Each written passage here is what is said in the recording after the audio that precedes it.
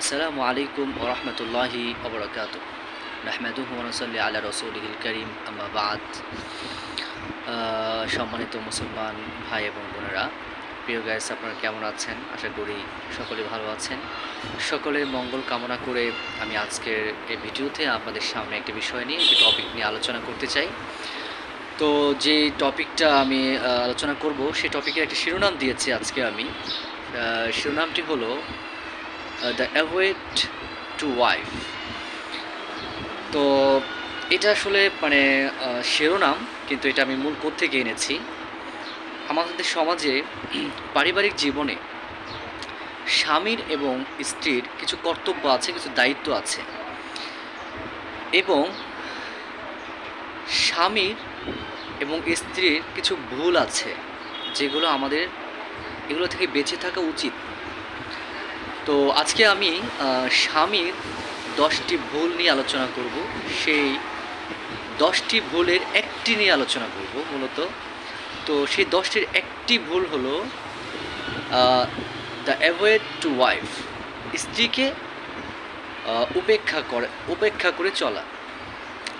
আমাদের সমাজে একটা জিনিস খুব বেশি দেখা যায়, সেটা হচ্ছে যে মানুষ মনে করে সে তো আমার ওয়াইফ, সে তো আমার স্ত্রী, তাকে ভালোবাসার কী আছে, তাকে সময় দেওয়ার কী আছে, স্ত্রীকে উপেক্ষা করে চলে।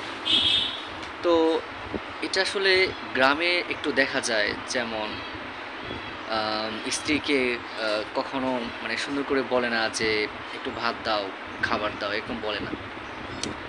একটু ভাত দিতে পারে না, খাবার দেখ, এরকম অনেক কিছু মিন করে বলে, সুন্দর করে স্ত্রীকে বলে না। আবার অনেকে আছে যে স্ত্রীকে সময় দিতে চায় না, একেবারে সময় দিতে চায় না। বাইরে ছিল, অনেক ব্যস্ত ছিল, এসে ফ্রেশ ট্রেশ হয়ে খাবার দেখে শুয়ে পড়েছে, কিংবা বাসায় এসে তার পার্সোনাল কাজ নিয়ে ব্যস্ত, বই নিয়ে ব্যস্ত। স্পেশালি এখনকার সময়ে তো মোবাইল আছে, মোবাইল নিয়ে ব্যস্ত। স্ত্রীকে আসলে সময় দিতে চায় না। আর আসলে মানুষ অনেকেই অনেক উদাহরণ পেশ করে, অনেক বই থেকে, অনেক কিছু থেকে, কিন্তু আমি যে 10টির একটি আলোচনা করছি, এটা আসলে আমার নিজের গবেষণা, এবং আমি কিতাবাদি পড়ে, হাদিস পড়ে বের করেছি। তো আমি আসলে কোনো বই পুস্তকের কোনো উদাহরণ পেশ করব না, আমি আমার নিজের মামার একটা উদাহরণ পেশ করছি।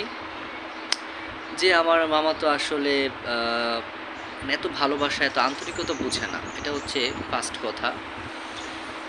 সেকেন্ড কথা হচ্ছে যে উনি স্ত্রীর সাথে একটু কেসমেস করে, সুন্দর করে কথা বলে না, খালি গালিগালাজ করে। এটা আচ্ছা, এইটা। তৃতীয় নম্বর, সে আরেকটা কাজ করে, যেই ভুলের কারণে তার স্ত্রী চলে গেছে। আমিও রিকোয়েস্ট করেছি আমার মামানিকে, কিন্তু সে আসতে রাজি হয়নি। অনেক ভুলই তার আছে, আমি দু একটা বললাম।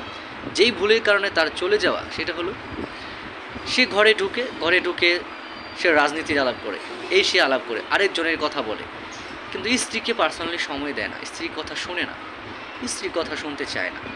স্ত্রীর কী দুঃখের কথা আছে, কি সুখের কথা আছে, কি ভালো লাগার কথা আছে, এগুলো শুনতে চায় না। তো প্রথম কথা হচ্ছে স্ত্রীকে উপেক্ষা করা যাবে না। দ্বিতীয় কথা হচ্ছে যে স্ত্রীকে পার্সোনালি সময় দিতে হবে। সে আপনার কাজ শেষ করে ফ্রেশ হয়ে শুধু আপনার স্ত্রীর জন্য আপনাকে ফ্রি হতে হবে। এটা তো আপনার স্ত্রী হক, তাকে সময় দিতে হবে। তাছাড়া প্রথমেই তার সাংসারিক কথাবার্তা শুনবেন, কোনো রাজনৈতিক কোনো কথা বলবেন না, আরেকজনের দোষ নিয়ে আলোচনা করবেন না, অন্য ফ্যামিলির কোনো কথা বলবেন না। শুধু তার পার্সোনাল কথাগুলো শুনবেন, সাংসারিক কথাগুলো শুনবেন।